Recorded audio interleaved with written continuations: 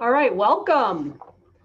Again, happy Friday to everyone. Hopefully everyone's gonna stay in tune and hopefully we can see your faces throughout this presentation.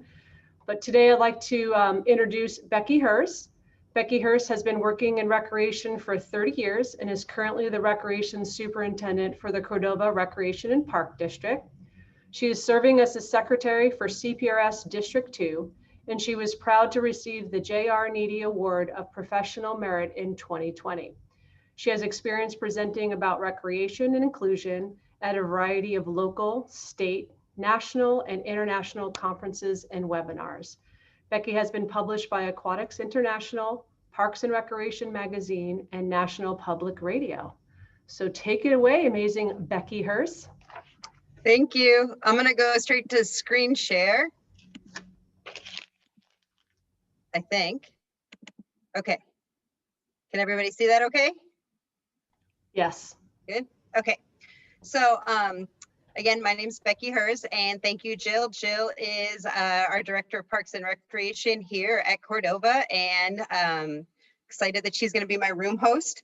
I also want to thank Magdalena Mustafa, who's a friend of mine who helped me put this presentation together and has done this presentation with me before. But anyway, so I always like to do a shout out to her. This is a revised version of the presentation. If you see in the corner, we'll have some online participation. So I hope that goes well. And we'll be talking about gender spectrum inclusion.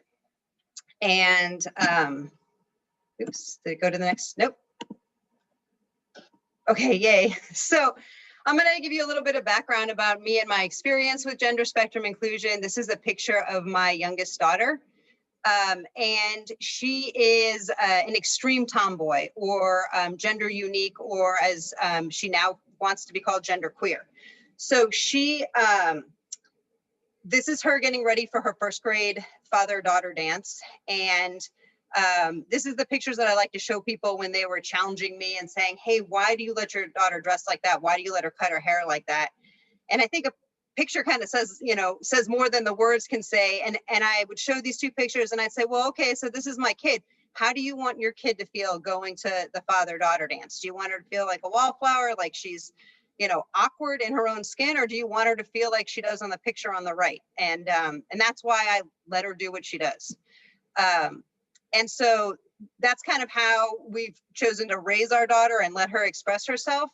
And as time goes on, she's encountered different challenges in society based upon her gender expression.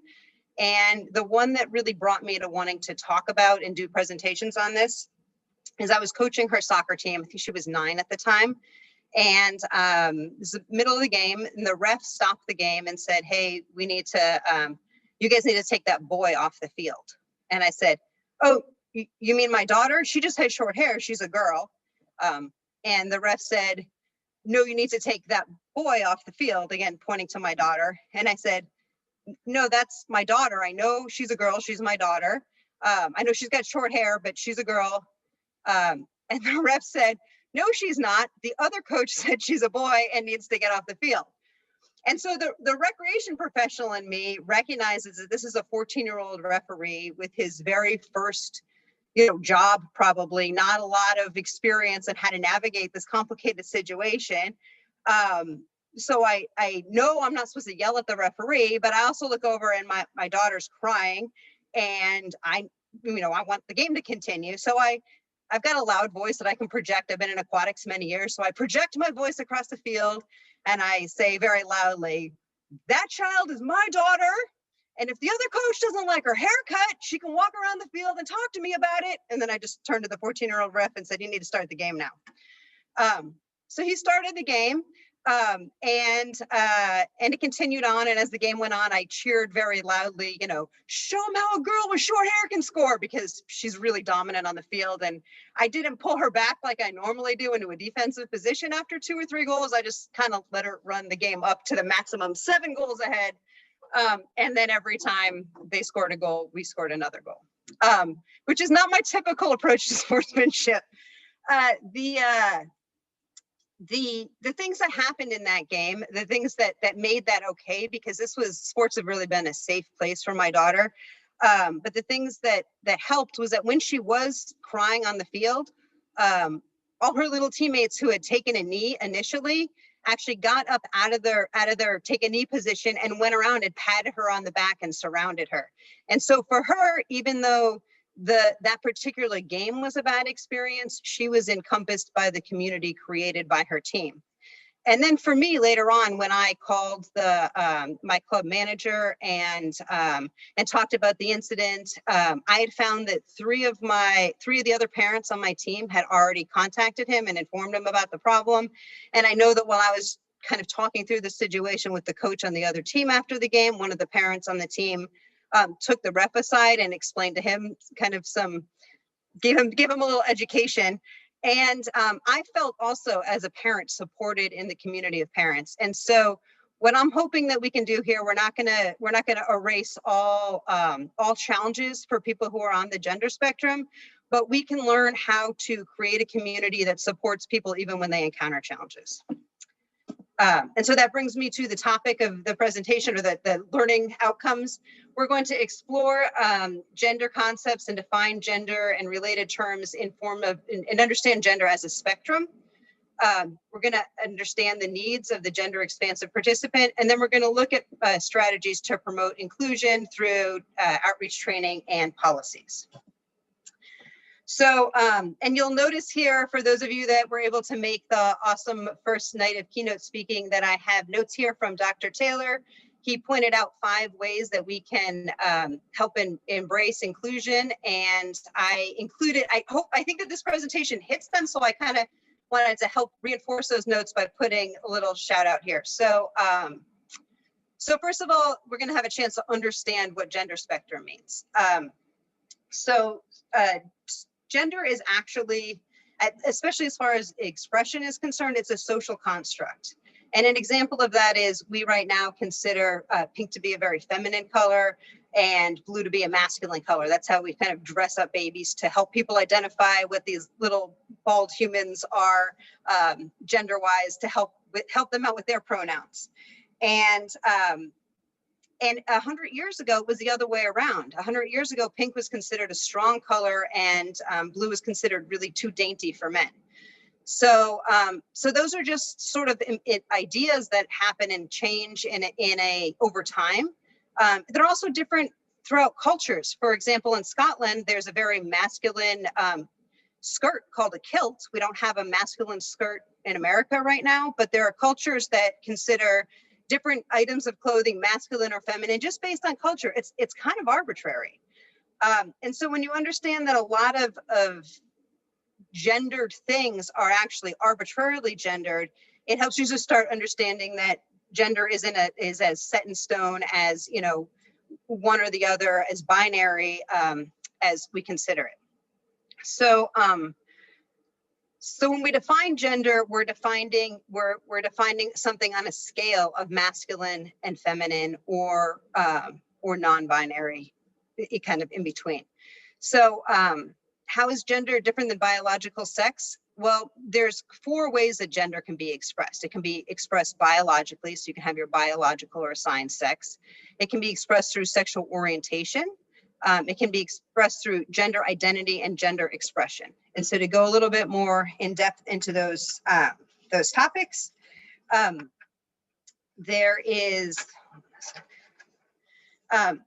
so your biological sex is basically determined by your DNA, but not 100% by your DNA. So most people either have XX or XY chromosomes, but there's other chromosomal combinations that exist within people.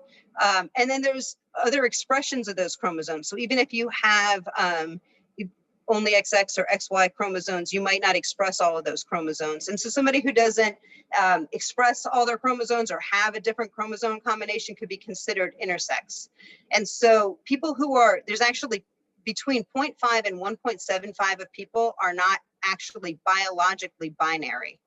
And so when you say, you know, it's one or the other, that's just how you're born. I mean, that's actually not correct. You know, 1 out of every 200 people aren't actually physically binary. So when I ask you to think about gender on a spectrum, you know, remind your brain that, hey, there's different spectrums in all components of gender. Sexuality is really who you're attracted to. And so then you're considered either heterosexual, bisexual, gay, lesbian. Asexuals, not so attracted at all. And pansexual is open to attraction to anybody. And even your sexuality can be varied from how you feel emotionally to who you're emotionally attracted to versus who you're physically attracted to. So there's kind of layers within spectrums there. The two main categories that we're going to focus on today are gender identity and gender expression. So when we talk about the LGBTQ plus community, we're talking about the T and the Q, the trans and the queer. And so a person with so your gender identity is who you feel you are. It's kind of who you are in your brain. And so I'm a cisgender female, so I was born female, and I identify as female. And it's kind of cool because they've incorporated trigonometry in here. If you remember from trigonometry, cis is like it's on the same side, whereas a transgender person it's on the other side. So you were born on one side of a spectrum, and then you identify on the other side. And so a transgender person is a person who is born with the anatomy of one gender, but who identifies as a person of the other gender. An agender person doesn't really identify with gender at all. Gender fluid is somebody who feels that their gender is different, sometimes in different circumstances, in different situations. Pangender is a person who feels that they have multiple genders. Non-binary means that somebody doesn't really buy into the one or the other portion of the gender. Two-spirited is an example of a Native American term used for third gender, or a person who doesn't fit extremely on either end of the gender spectrum. And many cultures have a third gender or an alternate gender or terms for non-binary people. And then your gender expression, which is not always linked directly to your sexuality or your gender identity, is how you express either feminine or masculine or androgynous. And that, again, can change even what society you're in, because, you could be wearing a lot of pink, which feels feminine now, but might have felt masculine a long time ago. So that has more to do even with your relationship with society. So this is our first play along activity, and this one's the easy one. You're just going to take out your finger and you're going to point. So first of all, considering gender identity, do you identify as a female, a male, or other gender? And then experiment and see how strongly you identify with yourself as that gender. So for example, I identify as a female, only a female. And sometimes when I'm going out on a date with my husband or voting, I feel very strongly female. And other times when I'm working as a recreation superintendent, I feel kind of ambiguously female because I don't think it's that relevant. If I had a job that was that my identity as a female was important in, for example, if I was a female vocalist and the tone of my female voice that was important to my job, then I might feel even strongly more female. So I'm somewhere in the female scale, somewhere in the middle. So, pick your own. And then let's move on to gender expression. Do you express yourself femininely, masculinely, other? Me, I'm wearing female pants. I'm wearing a men's shirt. I have a female hairstyle, but I don't wear makeup, which is kind of a masculine trait. So I have some female and some masculine ways that I express myself. I think I still predominantly express myself female, but I'm might move around on that scale. My daughter, on the other hand, who you saw, really doesn't want to have anything to do with female expression, and she's going to go much further on the male expression of what she wants to wear. So point, everyone point, pick yourself. This sex that you were assigned at birth, you're going to know that. I don't need to know the answer to that. And then as you move on to understanding how people experience attraction, is it, are you physically and emotionally attracted to people in the same way? You might be, you might not be. I like the little unicorn because you can see that the identity is something that exists in your head. The sexuality, exists in your, exists in your heart. And then your expression really exists in your whole body, and your assigned at birth just exists in your physical expression. So, so now that you have an understanding of gender on a spectrum, I want to present to you some of the challenges that people on the gender spectrum experience. And one of them is restrooms and locker rooms. And so my daughter has anxiety every time she needs to go into a restroom because she's not a very chatty, confrontational person, but chances are someone's going to tell her she's in the wrong restroom. And it's something that I didn't notice was a privilege until I started raising my daughter. I didn't realize what a privilege it was to just go into a restroom and not have to talk to anybody. That a person who is transgender or genderqueer or has a unique gender expression may experience that every time they use a restroom, it is a challenge for them. That's just every several hours, every time they're using a public restroom. Participating in things like sports, sometimes it's difficult for them to, as you saw in my example, participate on the team that they want to participate on. There is my daughter. That same year that the incident happened. So you can see how she does, her gait's masculine, her haircut's masculine. I can understand how a mistake was made. And so again, I kind of wanted to set out to do more educating and helping people create the community needed to protect her and people like her. Uniforms in soccer aren't a problem, but in other sports like swimming, they could be a real challenge. Community inclusion is challenging for people on the gender spectrum because they're not exactly sure where they fit in, and a sense of inclusion is very important. Family acceptance is something that we aren't going to be able to do much about, but other than possibly helping educate people's families, but acknowledging that if you have a participant or an employee that is on the gender spectrum, that they be experiencing challenges with family acceptance, allows you to understand them a little bit better too. Names and pronouns. So people have preferences of which pronoun they prefer. Many people have started adding, which I've started doing too, to their signature line, their preferred pronoun. It helps clarify, but it also helps let people know that it's okay for them to have a different preferred pronoun, and that you're open to that and willing to learn that. And I know when somebody has I'm going to kind of skip ahead to avoidance for a minute. When somebody has a name or a pronoun that's a little bit challenging for us to remember, or we're afraid we might make a mistake, it can actually create a situation of avoidance. So if you're encountering somebody who prefers the pronoun they, and that's difficult for you, and you're afraid you're going to get it wrong, you might, just because you don't like being wrong because it's embarrassing, might find that you are accidentally avoiding interacting with somebody for fear that you're going to mistake their pronoun. And so you can create a avoidance and a sense of isolation in a person just because you're not trying to take those extra steps to communicate with them because you find it ever so slightly challenging. So as you're meeting somebody, and if their name or their pronouns are challenging for you, take the extra step to overcome that challenge. And even if you make a mistake, just say, hey, sorry, and correct yourself.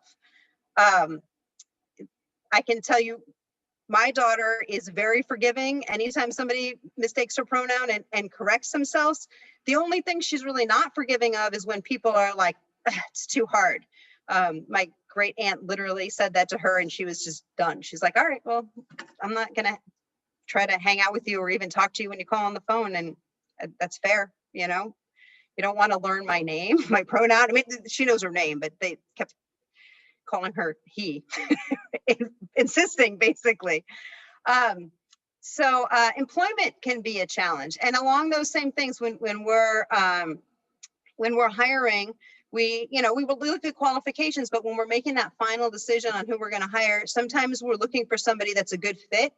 And if would you say I'm looking for someone that's a good fit, you're looking for someone that just makes you feel comfortable.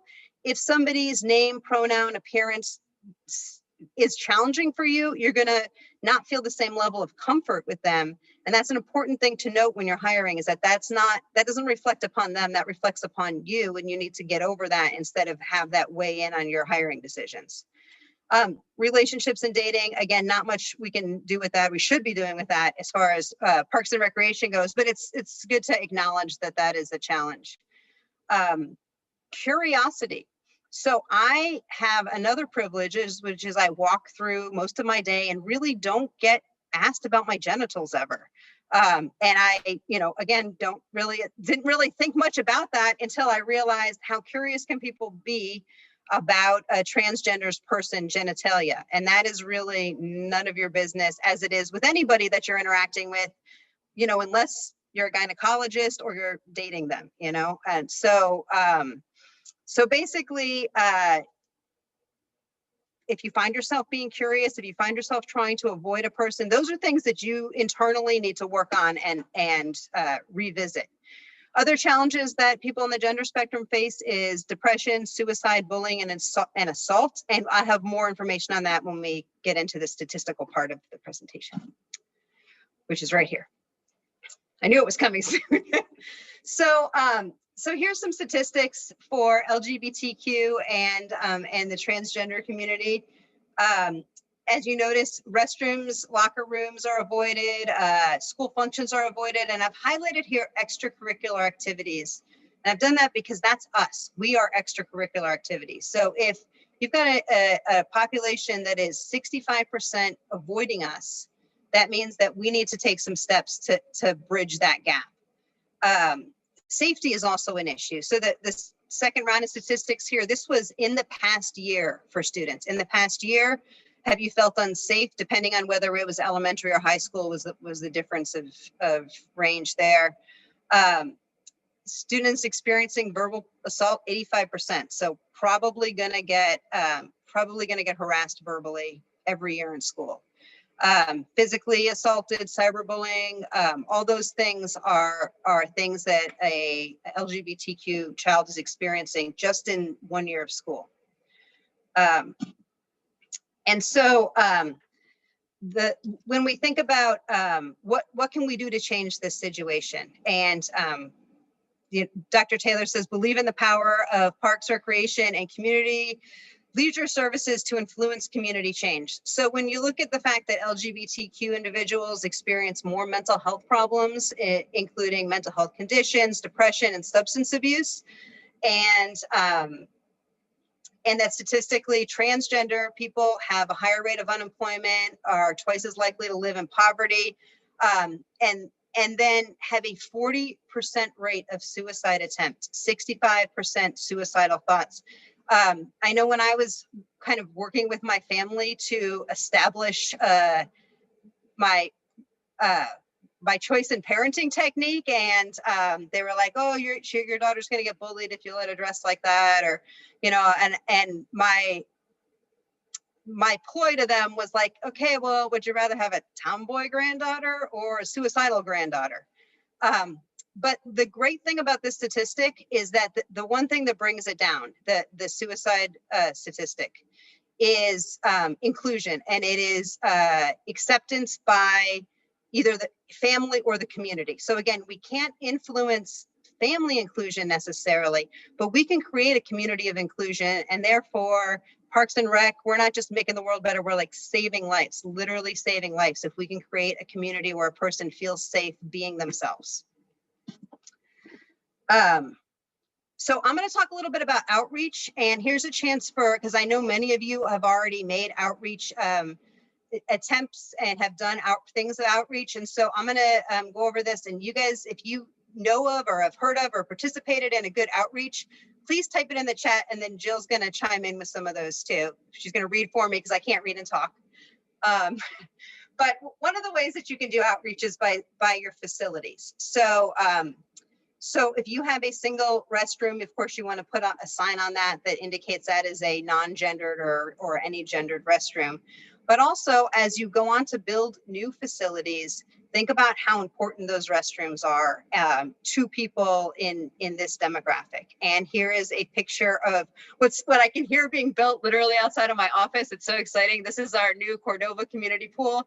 And one of the great things about it, you can see I've circled it there, is those two little those two little squares right there. Those are the family restrooms, and family restrooms at facilities, single restrooms at facilities are super important to the trans and queer community. I know that my family prefers restaurants that have that option because we don't have to worry about my daughter or accompany her to the restroom. I know that when we go to River Cats ball game, there's one restroom that will walk halfway around the stadium to use because that's the one she wants to use. And that just the ability to use the restroom without any harassment is a huge privilege that transgender and genderqueer people are looking to also experience. When you do your registration, creating registration paperwork that has an option for non-binary is important because it signals right away during the registration process that I see you and I recognize your identity. We talked a little bit about hiring. When you're hiring, think about how that sort of last phase, that looking for somebody that's a good fit. If somebody's making you uncomfortable because they want to use a plural, they want to use they as a pronoun, and for you that seems like a plural pronoun, that's not a reason to assume that somebody's not going to be a good fit for your agency. In fact, I challenge you to go the other way and say, hey, if you're hiring for diversity is actually something good to think about. If you find somebody that's very much like you, who's equally qualified to somebody that's very different from you, maybe bringing in somebody different is going to help diversify your staff and reach out to community members more broadly. So keep those things in mind when you're hiring. Language and pronouns can be a challenge. And so making sure that your staff is aware of how to use names and pronouns properly, how to use inclusive language, making your documents have inclusive language is also really helpful. I'm part of a different park and recs commission, and they just redid the bylaws. The two people on the bylaw committee were both men, but they changed, one of the recommendations was to change the wording from chairman to chair of, and co-chairman to co-chair. And I was so happy. I was so glad that that two men with no women in the room were conscious enough to do that. And I was really proud to be in a group with them. And so I think that, taking those steps to be inclusive on paper can really signal where you're coming from to people that are looking to be included. And then marketing and social media is a great way to do outreach. And the example that I have here is from a neighboring park district, Consumnes CSD. They've got a welcome wall. They kind of decorate it every month. And so they decorated it for Pride Month, which is fantastic. But then they took it one step further and they put that up on their Facebook page. And by doing that, they're reaching out to those 65% of people that were avoiding participating. Now they're showing them proactively, hey, we're a welcoming place here. Did anyone put anything in the chat? Yeah, so Brandy from CRPD, she stated that, we here at Cordova, we added a pronoun section on our hiring paperwork. We also, for our registration form, instead of asking if our participants are male or female, we just put gender. So it allows any of our participants just to tell us what they're most comfortable with without them having to choose that. And then someone else mentioned on hiring paperwork, having a separate line for preferred name, which is great. Do the whole thing. I just want to jump in on in ActiveNet, we were able to change the gender options in there to add, there was like 20 plus different things that you could add. So we added a non-binary option, but there's several options that you can add. That way the drop down, you have more to choose from. And your registration software is often the first experience people have with your park district. So, and it's a free step to take, right? It's free outreach that is just going to be there. Somebody's going to see it. They're going to know that they're welcome. And any other comments? I'm not going to look because I can't read and talk. Okay. Nope, not at this time. All right, great. So along with outreach, you want to consider the importance of having inclusion training at your workplace. So, and of course, I took this opportunity to show a picture of my other kid because I'm a fair parent. But that's my other daughter. Here she's a 12-year-old referee. And I like this picture because it helps remind you how young some of our staff are. and how little life experience they have, and how important it is for us to not assume that they know how to handle really any kind of situation, but particularly a new situation, and that we really need to take the time to tell them. So who needs to be trained in gender spectrum inclusion? The leadership, which is going to be us, the staff managers, the department heads, the administrators of the district. I think it's important for everyone to have a good understanding of how everybody can benefit from that. Your coaches and referees, these are your frontline staff, and they need to be aware when they're figuring out teams, when they're reffing games. You know, the situation that I told you in the beginning of the soccer game, we had kind of two mistakes there. We had a coach on the other team who was completely unaware of unique gender expressions, and then we had a 14-year-old ref who was just trying to do what the coach on the other team told him to. Program staff, something that's really important in particularly your program staff that work with youth, is to remind them that toys and dress-up clothes and things like that are not gendered. So you don't want to encourage, you know, discourage boys from playing with dolls or trying on tutus. You don't want to discourage girls from, you know, experimenting with, you know, suit coats during dress-up time. The toys and this preschool, after school programs, these are places where kids can experiment with play, and by over genderizing play or toys or things, that can be kind of an unnecessary reinforcement of a flawed societal norm.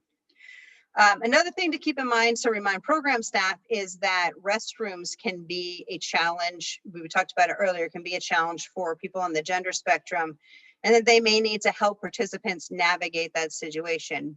Bullying of people who are transgender or have a unique gender expression frequently happens in the restrooms. It's important that your customer service staff is well versed in using the appropriate pronouns and helping people get placed on teams or in programs that are suited for them based on their identity. And then really all staff can benefit from this kind of training, because it just helps everybody understand, you know, where you're coming from. And that kind of leads us to company culture. If you create a company culture of inclusion, then it helps everybody. So like for me, when I see that the park district that I work for is building restrooms that I know are going to be welcoming to my child, I'm more excited to work here. So even though it doesn't directly influence me, knowing that that is who we are creates a culture that excites me. And I think that by creating that culture of inclusion, you'll be attracting participants and employees who feel that way as well, and you can build from there. And then another important kind of training is to include it in implicit bias training and pre-interview training for people who are the hiring managers at your agency, because they can help ensure that you don't accidentally bring those societal prejudices into your interviews and pass up great candidates based on their gender identity expression and other unique things. So what can training look like? Well, the great thing is you can train your staff if needed to in 30 seconds. You can spend 5 minutes on it, or you can have a more comprehensive training like the one we're having here. And so if you are working with volunteer coaches and you literally only have an hour a year to spend with these volunteer coaches, you're probably not going to be able to spend a ton of time on gender spectrum inclusion. But I printed up here a little zoom in on a coaches meeting that I had years ago when I was the U8 coordinator for my soccer league. You basically, just when you're talking about player placement, you talk about, hey, make sure you want to check the player cards, you want to make sure everyone has a uniform, you want to, but just remember that the kids are placed on the team that is appropriate with their age and their gender, and they're done that by me, the coordinator, so they've already been checked. And you don't have to spend any more time on it. It just verifies that those things have happened. If you want to go into more of a 5-minute training, if you have time to actually train your summer camp staff, but you don't want to spend an entire day on gender spectrum inclusion, you just want to make it a component of it, You just want to hit the high points. You want to define gender as a spectrum and make sure that you include how identity and expression aren't always linked to sexuality and assigned gender. You want to acknowledge that people on the gender spectrum exist, that their identities are valid, that they're valid people. Acknowledge that their pronouns are it's appropriate to use the appropriate pronouns. Again, talk about placement in teams and programs and other things. Point out that what facilities are easily accessible and maybe more welcoming, and then remind everyone about the importance of respect. And then you can go over how to handle problems if you have time for that. So you don't need to always go super in depth to make sure that you at least are setting the tone to have a workplace and a organization that has inclusion. All right, now I need you guys to participate, and it's great because I get a chance to drink a little water. So one of the things that you can do as a staff training that we're going to do here is we're going to talk about how you find solutions to some complicated problems you may encounter.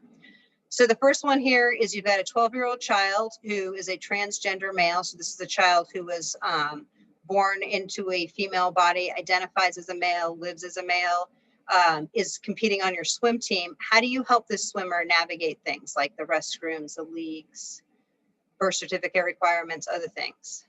I think you can just unmute yourself and talk.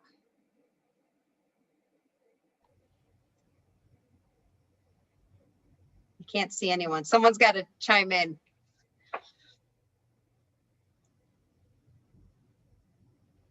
Anyone? Dead air. Dead air.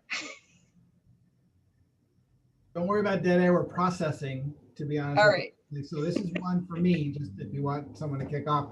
So I haven't had this experience. So I'm trying to figure out what I would do to try and understand it. One, try and get all the information that I need so that I can best, like in my head, I'm like, what else do I need to know in order to do this, right? What else do I need to know about this child, about the family, about the folks that we may be coaching, the other families, the other kids. So it's really trying to, in seeing the question, trying to process it through and go, okay, what would I do? But, I'd hope I take it one step at a time and say, okay, where are the things, know the lay of the land, what can happen, what can't happen, or what's being asked, and making sure you're informing other folks that, hey, by the way, we're going to use this restroom, we're going to do this, and this is how, more of not necessarily being confrontational, but just being matter of fact, I guess, in a way. So that's to break your silence.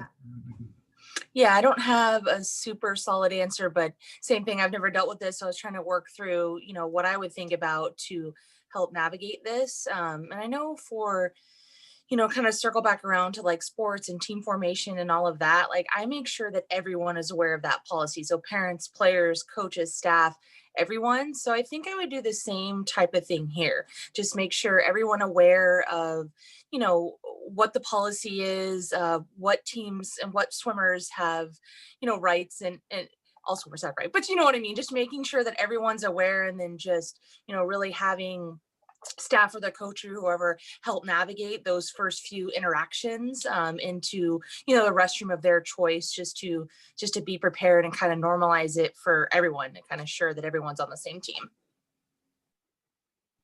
And to add to that too, I don't think I'd want to do anything that's going to also make a big show of it either, to make, make the child uncomfortable in any way, or just trying to call them out in any certain way. I think there's also some basics here that maybe just addressing your facility, maybe also environmental and addressing your facility so that the child can have as much freedom as possible. I'm thinking of like, does your facility already have a family restroom? Many swim facilities, newer swim facilities already have a restroom, and maybe, what is the staff restroom like that may be off to the side, and is it in a separate room? Could that be designated as the family restroom for meets? And if you're hosting meets, like, are there other children or participants who during this time may have benefited from a family restroom as well, and maybe just didn't bring it up? And then I was thinking about the league dress code. I think the leagues are pretty open and flexible in terms of like whether, I remember as a swimmer, like the boys wore girls swimsuits. Now looking back on it, I'm like, oh, maybe that was maybe something else was wrong. But I remember the boys for the individual medley wore girls swimsuits. during the event. I don't remember that ever being an issue. It just had to be a certain color. So it's, you know, whatever that swimmer feels comfortable with. And then birth certificate requirement, birth certificate will just show age, not typically doesn't show gender. So, or it will show gender, but is that what you're using it for? Generally, it's just to categorize kids into proper age groups. I don't know. I'd be interested to hear what happens.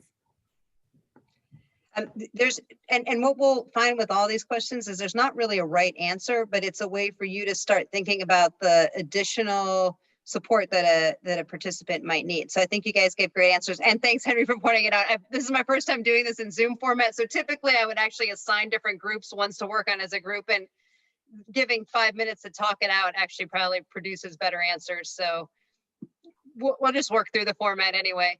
But yeah, understanding that there's some things you can do. I think that for me, typically, the first thing I would do is try to have a conversation with the parent and the swimmer and ask them how I can support them. And then you're going to know that there's behind the scenes ways that you can support them as well. Like Tamara pointed out, if your facility isn't ideal, then you look for the facility solution and present it to them instead of expect them to just figure it out. Depending on if your swim team's using whichever league codes, sometimes they still have specifications as to male or female bathing suits. Some of them have gone to the more USA Swimming format, which is great because they have great inclusion policies. And hopefully they're all kind of going in that direction right now. And you want to work with your coach behind the scenes too, and make sure that your coach is there and ready to support the swimmer. But there isn't, you'll see as we go through, there isn't really a right answer. Has anyone had a chance to read the second one? You have a gender fluid 7-year-old who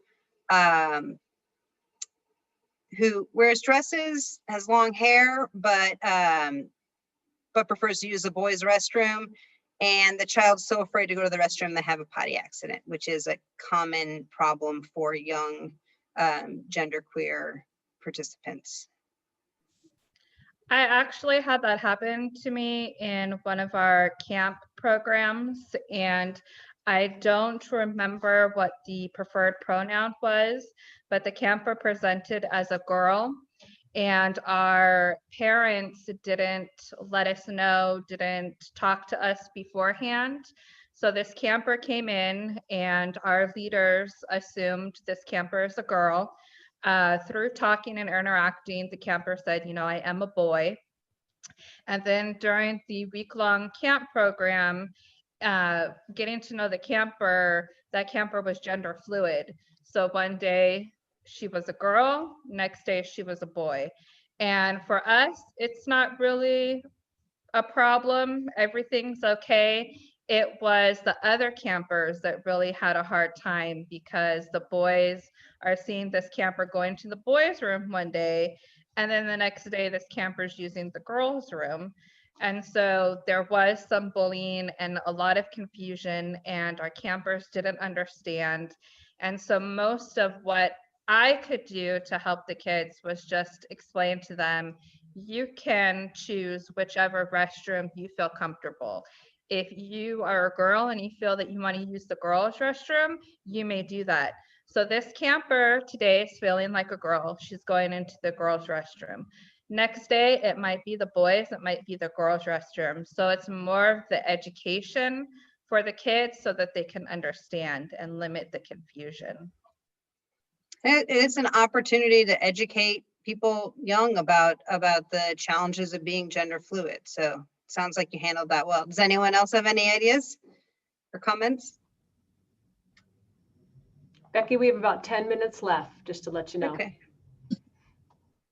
All right, I'll just talk about these ones real quick then, and we'll kind of move on to some of the policy stuff. So, other things that you could encounter is you could encounter an employee that's transitioning in name and gender at your workplace. And that would be somebody that might need extra support navigating HR, working with their coworkers. And again, a conversation with that person could be very helpful. and doing some behind the scenes things to help people. And when I say behind the scenes, I'll give you an example. When I now coach my daughter, well, not coaching right this minute, but when I coach my daughter's soccer team, and you do the little thing where you meet the ref and the coach at the meeting in the beginning, I always say to the ref and the coach, oh, by the way, my daughter's got super short hair. Lots of people think she's a boy, she's a girl. So I just say that right up front so that we don't have that incident again.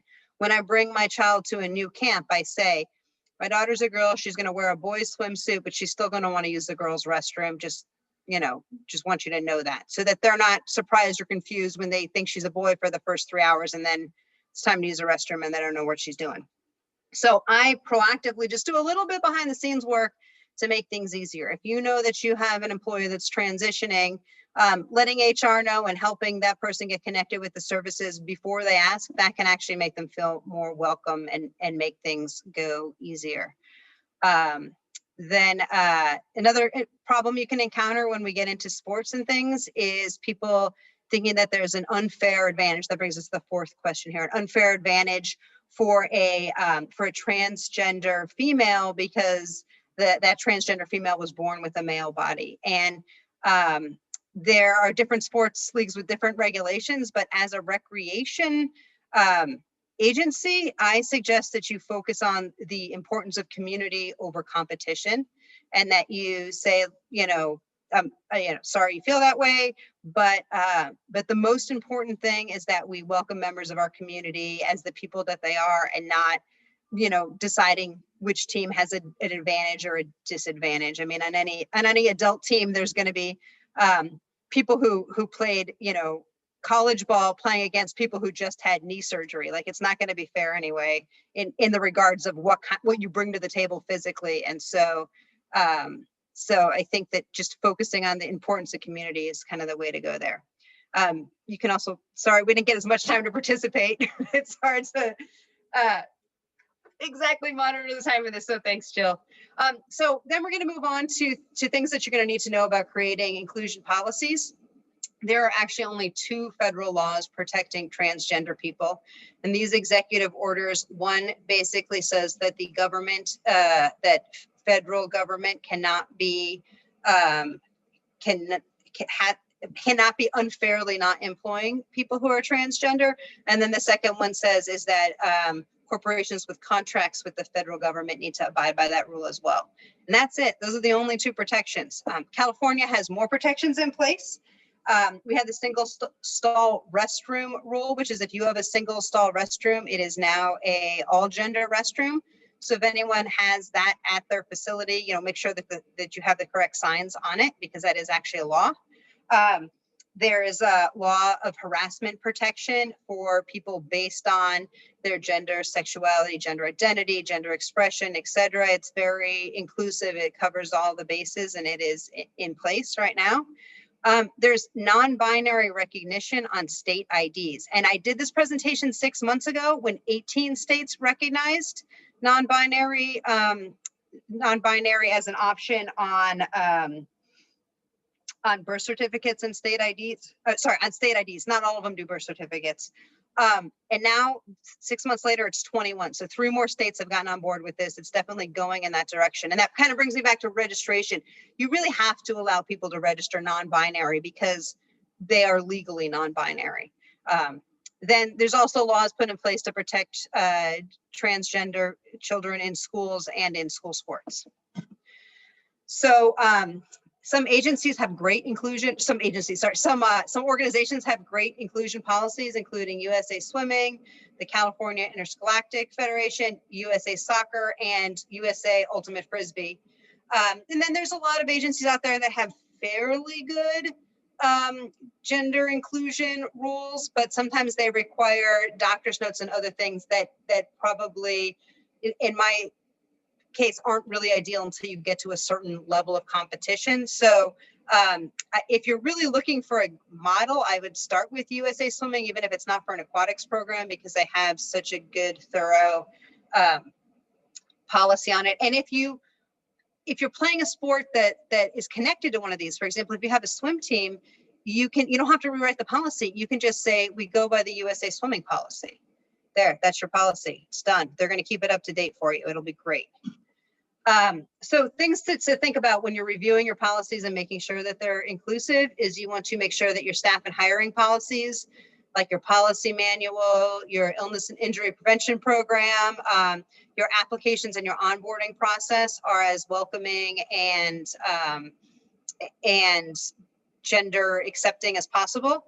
You want to review your participation policies. So is inclusion part of your master plan? Is it part of your mission? Is it part of your staff training material? If you have staff handbooks, do you at least mention it in there and make that part of your regular training? We talked about registration forms, league and tournament rules. If some of these things that you encounter, when I worked at Sunrise, there was some complaints that a transgender woman had placed in a pickleball tournament. And so the next time the tournament rules went out for the next tournament, just added a rule. Participants will play will play with the gender that they identify with. And now you've seen the rule, you can't argue it. And then your facility policies, double check your signage. And as you're becoming part of these master plan and facility plans, think about the importance of making facilities that are inclusive to everybody. And so then we won't have time to talk, I'm sorry, but you can still share any great policies that you have in the chat or any place you know where to find great policies. But as you're creating policies, you want to check and make sure, first of all, that all your policies meet the legal compliances. You want to review the other leagues and associations that you partner with. And then you want to look for ways to add policies that promote inclusion. Two good places to look are on the transathlete.com site. It'll help you find them for a variety of sports. And then another great place is the nrpa.org has an actual and it's not just for gender spectrum inclusion, but for everything, has a good build a policy guides there. So as you're working with the gender spectrum community participants and employees and coworkers, I want you guys to think beyond the outreach and the policies and all those things. I hope that from this presentation you learn to internalize and share a climate of acceptance, the importance of creating emotional safety and dignity for people who are on the gender spectrum, and the value of social connectedness. To kind of imagine how this could look, you can pick two ways to promote inclusion. And we've gone over outreach, marketing, training, policies, your facilities, your forms. And let me kind of explain what I'm visualizing here is that if you consciously go through some implicit bias training and hire somebody on the gender spectrum, they help you with your outreach, and that outreach is successful in reaching out to a participant who's gender fluid. That person goes to register for your program and they find that there's an option for them through the registration process. So even though they're in that 65% that wasn't participating at all, they go ahead and give you a shot. And when they do, they find that your coaches understand them, that your front office staff understands them, that your after school leaders are accepting of them, and they become part of your community. Back to that statistic of 40% of people who are transgender attempt suicide. You've got a reason for somebody to feel like they're part of a community and to not be in danger. And so I'm hoping that you'll enjoy the presentation, that you'll find a way to take some steps to make your agency more inclusive, and that you will find the benefits of that as a professional and throughout your life. So here's my information. I do encourage you to email me if you have questions or challenging situations. I think that sometimes it's difficult to right away approach somebody who you know might be struggling with gender spectrum inclusion, like they're on the gender spectrum, they're part of your program, you're not exactly sure how to approach them. If you want to call me or email me and talk it over with me, because you're worried about you're going to say something wrong, I'll know that because you called that you're coming from the right place. And because I am a cisgender woman, you're not going to offend me because it's not attached to me. I mean, only, I'm attached through my child, obviously, but it might be a little bit easier, and I'll know where you're coming from.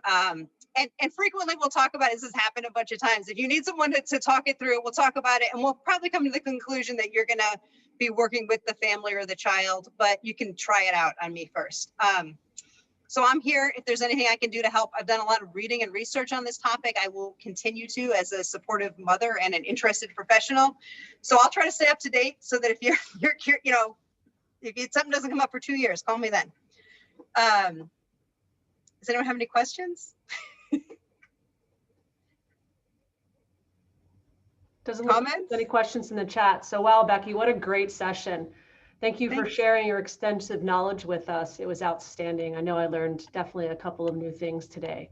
So we appreciate you taking the time to show us, you know, how to really think outside the box, especially when it comes to a subject like this. It's a very difficult subject for all of us. And, you know, the first step is just, you know, making sure your agency is aware, and then hopefully we can implement programs, you know, slowly into our agency step by step. So thank you for that. Just a couple of reminders for everyone in the chat box. I did put in the general session evaluation as well as the CEU survey evaluation. And then remember, there is a virtual dance party conference social today at 12:30 in the Red Room. So please join us for that. If nobody else has any other questions for Becky, I hope everyone has a wonderful holiday. Enjoy Turkey Day, even if it's a little bit different this year. Celebrate you and 2020. And hopefully we'll see everyone in person here soon. So thank you. Appreciate you guys. Thank you. Thank you so much, Becky. Thank you, Jill. Thank you, guys.